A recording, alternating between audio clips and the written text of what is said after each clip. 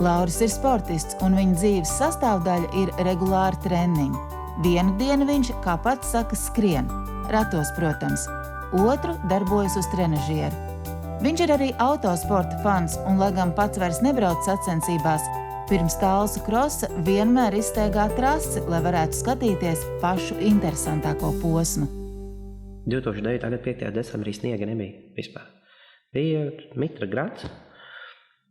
Es izvilku ārā no garāžas viņu, ko vajadzēja saskrūvēju, izbraucu vienu testu braucienu, izbraucu otru, un aptuveni ar 9 km/h frontāls sitiens ar jumtu pret koku. Daudz to man prasa, kā to visu atceries, saka, es mirkli nezaudēju samaņas.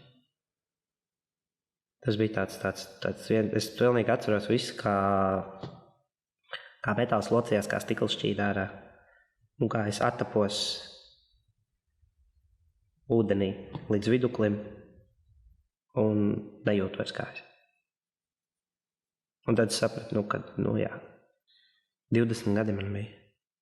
Jā, 20 gadi. Jo man februārī palika 21, jā. Es jau kilometru esmu nobraucis, un tā jau nāk kaut kāds kilometrs 400. Es jūtu, ka man jau tā kā rokām jau pietrūkst spēka. Tad es vēl braucu to pašu distanci. Man ir tā, ka es nobraucu nedēļu, varbūt 2, un tad es bišķi pielieku klāt. Vienu rītu braucu ar ratiem, un vienu rītu es eju uz svarzāli. Jā, viegli tas nav, jo tur tam gribas spēkam jābūt savam tam mērķim, ko tu gribi sasniegt. Vai tu gribi sēdēt pie televizora un skatīties viņu un teikt, ka dzīve ir grūta un ka es neko nevaru izdarīt, vai tev ir noteikts mērķis, pie kā tu gribi nonākt, un tam ir vajadzīgs attiecīgas darbības. Par cik es nodarbojos ar parabobsleju, mans mērķis ir aizbraukt uz Olimpiskajām spēlēm. Uz paralimpiskajām. Tieši Sant Morits trasē Šveicē attīstīju uz 117 km/h. Es braucu bobslejā 4 gadus. 4 sezonas, teiksim. Mums ir monobobs, mēs braucam vieni. Viens, tu esi pilots un arī bremzētājs, tu esi 2 vienā. Jā. Katrā ziņā top 5 pasaulē es esmu. Jo šogad pasaules kausā es paliku 5. vietā. Man patīk tehniski sportveidi, kur ir ātrums, adrenalīns.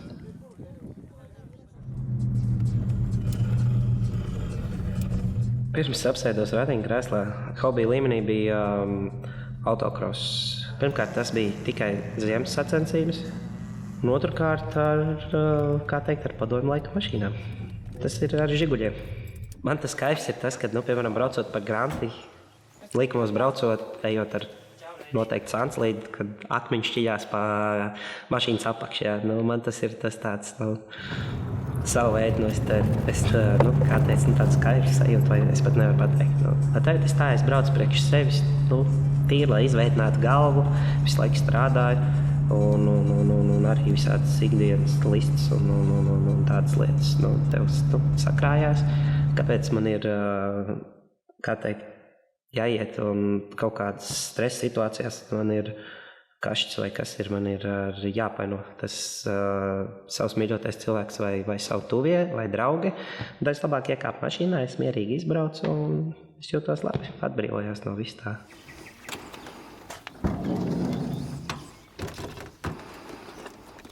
Protams, no sākuma, kad nonāca ratos, tad tas bija tas, kā būs tālāk.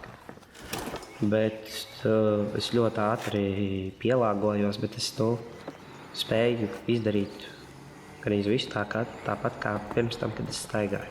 Tur ir jābūt gribas spēkam. Man nekad nav paticis, ja man kāds palīdz. Vai tev nevajag palīdzēt pārsēsties, vai tev nevajag, ko es šausmīgs, es nevaru, ja man kāds stum. Es nevaru, es pats, ja man vajadzēs, es uzprasīšu, bet es vēl 3 reizes padomāšu, vai tiešām man vajag. Vecāki tā kā īsti tai domāja par mani to kā teikt, tusēt kaut kur, braukt un apkārt, ka īsti nebija mierā ar to. Bet, es saku, es varu pateikties saviem draugiem, kad viņi pateica, nē, viņš ir ar mums, viss kārtībā, neuztraucieties, viss būs labi. Viņi gribēja, tādā savā veidā kupolā turēt, lai nekas nenotiktu, redzeslokā visu laiku, kāpēc tev tur jābrauc ir un tam līdzīgi. Es saku, es gribu, es neesmu tas, kas sēdēs mājās. Pateicoties saviem draugiem, kur man pateica, mēs tagad brauksim, mēs ņemsim tev līdzi. Brauksim, labi, braucam. Un tad arī tāds viss iesākās, sāk apmeklēt kaut kādas pasākumus, attīstīja savu jaunu hobiju kā DJs. Šādos tādos klubos mūsu tāls pusē esmu paspēlējis. Kaut kādas pasākumus, jubilējas spēlējis, un tā tie cilvēki, tas kontingents laika mainās. Un atrada sev mīļoto meiteni. Ja tu gribi kaut ko dzīvē, vienalga, strādāt vai darīt kaut ko, no tās mājas ir jātiek ārā. Un nav vienmēr kādam jābūt mājās, vai man kādam draugam jāzvan, klausies, es gribu izbraukt, vai tu atbrauks, man iecels ratas mašīnā, vai tu atbrauks un iecels mani mašīnā. Man arī no sākuma bija, es nevarēju pārkāpt mašīnā pats. Man palīdzēja. Bet tad man izstāstīja, kā tas princips ir, un es centos pats. Vienreiz izkrīt no tās mašīnas ārā, otrais, tad jau padomās, vai otrais vajag, vai tā nevajag darīt. Un tad lēnām tu mācies, tu visu pie kā tikt dušā nomazgāties, pārkāpt tāpat uz divāna apsēsties,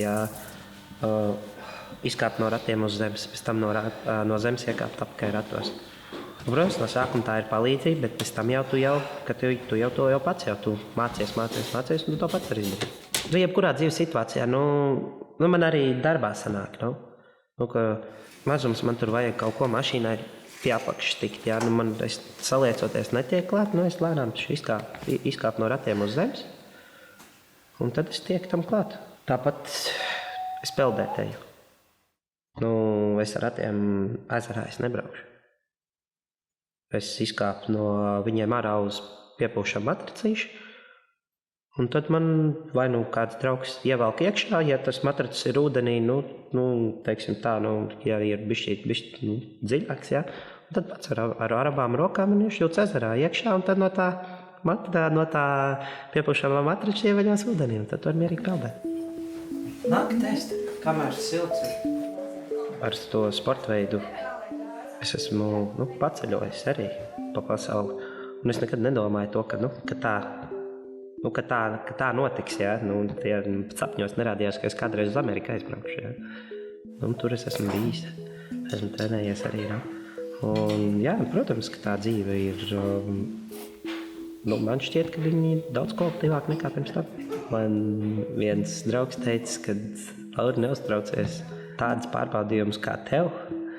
Tādas jau švakiem cilvēkiem nedod tikai stiprie. Brīdi pēc avārijas, bija tā, ka es nebiju laimīgs. Tas bija man tā kā katastrofa. Tas bija dzīvē. Man likās, ka man atņem, viss man atņemta dzīve, viss, kā būs tālāk. Es jau neiedomājos to, kad es pēc 5,5 gadiem, kad es braukšu bobslejā pasaules kausā. Un tas viss, tas viss nāca, nāk ar gadiem, un es tā nevaru salīdzināt to dzīvi tagad un kā bija pirms tam.